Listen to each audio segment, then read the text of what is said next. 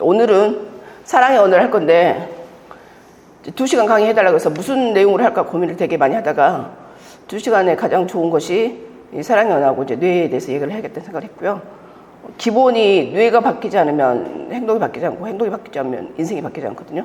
그래서 이제 사랑을 하는데 이제 사랑한다고 결혼했는데 살다 보니까 사랑하는 것이 전달이 안 되고 사랑 못 받는다고 느끼고 왜 그럴까? 그래서 이 게리 체프만이 3,000 쌍의 부부를 이제 성적으로 문제가 있거나 이혼 위기에 있거나 성적 갈등이 있는 사람들을 이제 상담을 했어요.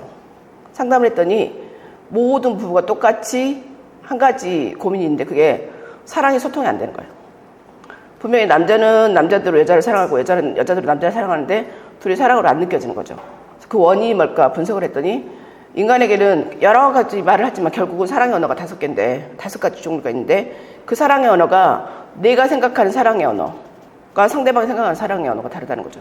근데 나는 이렇게 했을 때 사랑을 받는다고 느끼고 상대방은 이렇게 했을 때 사랑을 받는다고 느끼는데 서로 다른 방식으로 사랑을 하니까 사랑이 안 느껴진다는 거예요. 그래서 이 5가지 사랑의 언어를 파악을 해야 되는데 나의 사랑의 언어가 뭔지도 파악해야 되고 상대방의 사랑의 언어가 뭔지 파악해야지 상대방이 원하는 사랑을 줄 수 있어요. 자식을 키울 때도 나중에 마찬가지겠지만 자식이 부모가 사랑한다고 생각해야 되는데 부모가 막 공부를 열심히 하라고 하는데 자식이 생각했을 때는 엄마 아빠가 나를 자랑하려고 공부 열심히 하라고 그래. 나는 별로 공부에 관심이 없는데.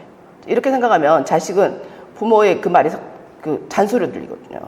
그래서 상대방이 원하는 사랑의 언어를 내가 해줘야 돼요. 그러니까 내가 원하는 방식으로 사랑을 할 게 아니라 상대방이 받고 싶은 사랑을 해줘야 되거든요. 그래서 이 5가지 사랑의 언어를 일단 알아야 돼요. 만약에 사람들이 뭘 한다고 하면 이혼이 훨씬 줄어들까요? 만약에 사람들이 뭘 한다면 섹스 리스크가 훨씬 줄어들까? 만약에 사람들이 뭘 한다면 부부싸움이 훨씬 더 줄어들까요? 이런 질문을 제가 마지막에 와서 대답할 건데 우리 마음에는 정서 탱크가 있어요. 사랑 탱크가 있는데 은행에 가서 예금을 하듯이 우리 마음속에나 머릿속에는 정서 탱크가 있는데 그 탱크가 이렇게 채워져야 돼요. 그 채워져서 넘쳐야지 상대방을 사랑할 수 있거든요. 그러니까 자기를 사랑하지 못하는 사람 상대방도 사랑 못하고 이웃도 사랑할 수 없어요. 그러니까 자기가 먼저 사랑해야 되는데 상대방을 사랑했을 때 상대방이 나한테 사랑한다고 얘기를 하려면 그 사람의 감정 계좌에 돈을 차곡차곡 쌓듯이 사랑이나 정서를 채워줘야 되거든요. 근데 그게 자식들도 마찬가지예요. 만약에 이제 알코올 중독에 빠진 남편이 있어요. 한 여인이 남편이 최근에 일으킨 문제를 수습하면서 그걸 사랑이라고 했는데 심리학자들은 그거 사랑이 아니라고 해요.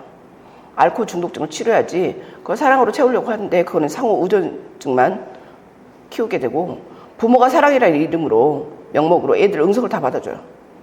근데 그 가정문제 전문가들은 그거를 무책임한 양육태도라고 해요. 선과 악 하면 되는 일 하면 안 되는 일을 해야 되지 군부대에서 만약에 문제를 일으켰다. 그거는 어렸을 때 실은 교육의 문제지 군부대 시스템의 문제는 아니거든요. 이미 어렸을 때 부모가 이걸 했었어야 돼요. 학교 와서도 문제를 일으킨 애들 가정에서 다 이걸 해결했었어야 되는데 그 가정에서 해야 될 것이 부모거든요. 한쪽은 강하게 나오면 한쪽은 약하게 하면서 서로 애들을 훈련 조교가 트레이닝 시키처럼 해야 되지 응석을 다 받아준다고 사랑 아니에요. 한 정치인이 간음을 했다. 그걸 사랑이라고 본인은 내로남불이라고 생각하겠지만 목사는 그걸 죄라고 부르죠. 그래서 우리가 생각하는 사랑도 실은 전문가들이 봤을 때 그게 사랑이 아닐 수 있거든요. 우리가 생각할 때 사랑이라고 하지만 부부 사이 갈등도 마찬가지죠. 진정한 사랑에 노력이 필요한데 사랑하는 사람이 사랑을 느끼게 하기 위해서는 이 이해와 헌신도 필요하지만 효과적인 의사소통이 필요해요. 서로 물어보지 않고 자기 방식으로 사랑을 하는 거죠. 그래서 결혼 생활에서는 이 비어있는 사랑 탱크를 그대로 두고 지내는 것은 기름을 넣지 않고 자동차로 움직이는 것보다 더 위험해요. 그러니까 만약에 부부 사이에 어느 날 이혼하게 되지만 이미 그 전에 신호는 몇 년 전부터 신호가 왔을 거고 우리가 죽을 때도 몸이 계속 아팠고 신호를 보는데 그거 무시한 거잖아요. 이렇게 이 결혼 생활 빈 사랑 탱크를 계속 놔둔 상태로 지내는 것은 곧 이혼이 임박했을 수도 있거든요. 그래서 이 사랑 탱크를 채워야 되는데 하우 어떻게? 배우자로부터 사랑받고 싶은 욕구는 결혼에 대한 소원의 핵심이거든요. 그래서 결혼하는 거잖아요. 그 사람 소유하고 그 사람하고만 배타적인 성관계를 하고 그 사람하고 한 집에 살고 많은 시간을 보내려고 하고 근데 이 결혼은 친밀함과 사랑의 욕구를 충족시키기 위한 것이잖아요. 근데 문제는 이 사랑의 욕구를 충족시키기 위한데 결혼 전에는 사랑이라고 생각했는데 결혼하고 보니까 소유였고 이기심이었고 이렇게 느끼잖아요. 자기 방식의 사랑이고. 그래서 사랑이 뭐냐 여기에 대한 정의부터 해야 되는데 이제 이 게리 체프만은 사랑이 소통되게 하려면 5가지 사랑의 언어가 있는데 이 사랑의 언어를 서로 알아야 된다. 나의 사랑의 언어가 뭔지 상대방의 사랑의 언어가 뭔지를 알아야 된다고 얘기를 하고 있어요. 지금 설문지 나눠줬거든요. 그 설문지를 일단 쭉 체크해 보세요. 그리고 숫자를 세세요. 제일 먼저 끝내 부부부터 일단 남편부터 본인 제일 사랑의 언어가 뭔지 한번 발표 좀 해주세요. 저희 제일 사랑의 언어는 A와 E 인정하는 말 스킨십. 제 2의 사랑의 언어는 D 함께하는 시간. 그 부인은 제 1 사랑의 언어는 D 함께하는 시간이고 제 2 사랑의 언어는 A 인정하는 말. 이제 그럴 경우 이제 남편은 스킨십하고 인정하는 말에 반응하고 부인은 함께하는 시간에 일단 반응하잖아요. 남편은 잘했다. 월급 벌어오느라고 고생했다. 직장에서 힘들었지. 이런 이야기 들을 때 사랑을 받는다고 생각해요. 난 남편이 하고 싶다. 그럴 때 해줄 때 하고 부인은 함께하는 시간에 반응을 해요. 다른 거 다 피하고 아무리 바빠도 가족하고 같이 지내주고 그럴 때 같이 있어주는 거 그래서 반응하거든요. 이게 남자하고 여자하고 가장 흔한 형태긴 해요. 애들도 그래. 애들이 가장 반응하는 게 인정하는 말이에요. 그러니까 고래도 춤추게 한다고 하잖아요. 인간은 하물며 여러분이 누군가가 잘 되기를 바란다고 하면 그 사람한테 칭찬만 해주면 돼요. 못하는 거 100점 맞았는데 90점 맞았다. 그러면 뭐 못한 10점에 대해서 얘기할 게 아니라 잘했다, 고생했다. 그 과정에 칭찬해주면 애는 더 춤추게 되고 남편은 더 춤추게 되고 더 열심히 하게 되거든요.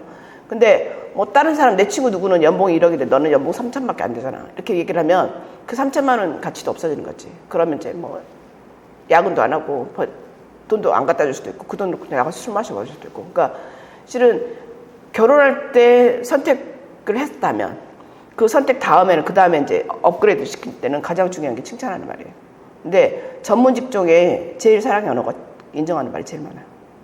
그다음 이제 남자의 사랑의 언어가 스킨십이 제일 많아요. 거의 대부분의 남자들이 스킨십 많은데 그러니까 남자는 부인 성관계를 해주지 않으면 사랑받지 못한다고 생각해요. 예를 들어 피곤해서 안 해주고 힘들다고 안 해주고 뭐해서 안 해주고 여러 가지 핑계를 대면 그럼에도 불구하고 해주는 사람이 있고 이런저런 이유로 자기가 최상의 상태 때까지 안 해준다. 그럼 너는 내가 만약에 사업하다가 망하면 내가 이직하거나 잘리면 떠날 여자라고 생각할 수 있어요. 마음속으로. 그러니까 그럼에도 불구하고 부인이 피곤함에도 불구하고 힘듦에도 불구하고 몸 상태가 안 좋고 지금 하고 싶지 않음에도 불구하고 해주면 너는 어떤 여건이 있어도 내 옆에 있고 나를 사랑해 줄 여자라고 생각하지만 이런저런 핑계를 대면서 안 해주면 너는 내가 진짜로 힘들거나 내가 쭉 떨어질 때는 그냥 떠날 수 있는 여자라고 생각해요. 속으로. 표현 않지만. 그래서 그 스킨십에 반응하는 남편한테는 제일 중요한 게 섹스예요. 그걸 안 해주면 사랑을 못 받았다고 생각해. 버림받았다거나 딴 남자 생겼나? 뭐 결혼하기 전에는 사랑한다고 하는데 지금 나를 덜 사랑하나요? 자식만 사랑하고 남편은 사랑하지 않나? 내가 가져온 돈만 중요하고 뭐 나는 나 하나도 안 중요하나? 뭐 이런저런 생각을 계속 하는 거예요. 남자도 생각하죠. 그런 생각을 하기 때문에 그러면 점점점 부인한테 대하는 태도, 부인한테 애틋함 이런 것이 점점 떨어지고 친밀감이 떨어져요. 그러니까 스킨십일 경우 거의 대부분 남자들은 90% 이상 스킨십이에요. 그냥 거의 대부분 남자들은 그래요. 그래서 스킨십일 경우는 스킨십을 먼저 해줘야 돼요. 예를 들어 빨래도 해야 되고 청소도 해야 되고 애기 밥도 먹여야 되고 남편 섹스도 해줘야 돼요. 4가지가 있어. 그러면 순서도 봤을 때 뭘 제일 먼저 해줘야 될까요? 남편이 나를 바라보느니 그윽해. 하고 싶어요. 부인은 할 일이 많아. 이것저것 할 일이 많은데 순서. 항상 우리가 제일 중요한 게 선택과 집중이고 순서가 중요하잖아요. 먼저 남편 섹스를 해준다. 두 번째 남편한테 집안일을 도와달라고 한다. 내가 집안일 다 하고 피곤해서 남편한테 해줄 시간이 없어. 그런 일이 자주 반복돼. 그러면 남편이 이제 바깥에서 뭐 내가 지금 들어와도 안 해줄 건데 이제 바깥에서 술 마시고 회식하고 밤늦게 들어오고 부인 잠자기 전에 들어오고 잠잔 후에 들어오고 이런 일이 벌어지죠.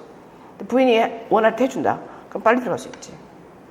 그러니까 순서가 중요한데 스킨십이 제일 사랑의 언어일 경우는 일의 순서를 스킨십 먼저.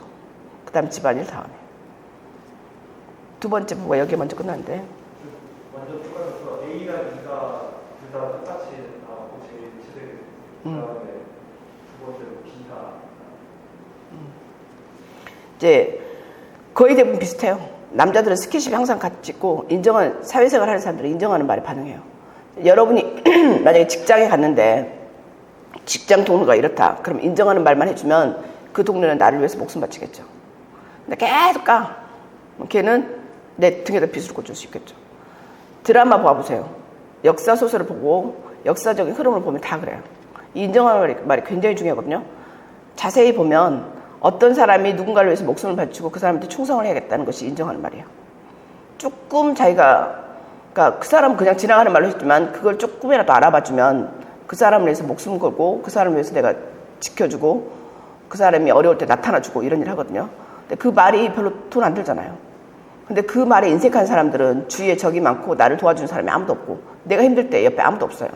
근데 내가 진짜로 힘들 때 거의 대부분 역사적으로 성공한 사람들은 정말로 힘들 때 나를 위해서 죽어주거나 나를 위해서 자기가 희생하거나 직장을 옷을 벗더라도 그렇게 해주는 누군가가 있는 거거든요. 근데 그 누군가는 그냥 생기는 게 아니라 평소에 내가 그 사람한테 뭔가를 한 건데 내가 큰 부자가 아닐 경우 인정하는 말이 제일 중요해요. 알아봐 주는 거야.